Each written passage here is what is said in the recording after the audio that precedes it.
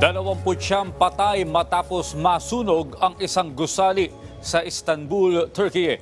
At Google buburahin na ang bilyong-bilyong browsing records sa pag-track ng paggamit ng incognito mode. Si Joyce Salamatin sa sentro ng balita. Nabalot ng makapal na usok ang 16 na palapag na gusali sa Istanbul, Turkey. Isang sunog ang sumiklab sa gusali kung saan hindi bababa sa 29 ang nasawi.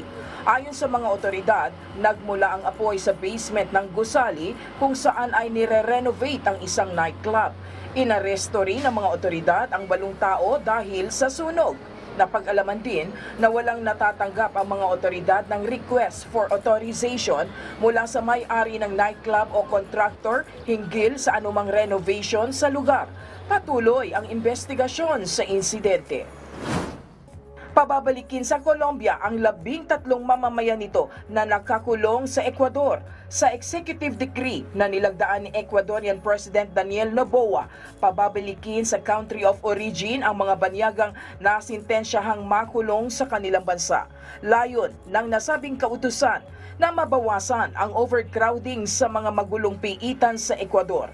Ang nasabing hakbang ay ginawa ng Ecuadorian government dahil na rin sa nagpapatuloy na gang-related violence sa nasabing bansa.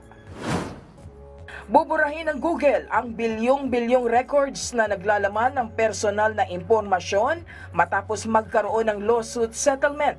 Sa nasabing lawsuit, palihim umanong tinatrack ng Google ang nasa higit 136 na milyong users sa Estados Unidos sa paggamit ng incognito sa paggamit ng Google Chrome. Aabot naman sa hanggang halos $8 bilyong ang halaga ng settlement.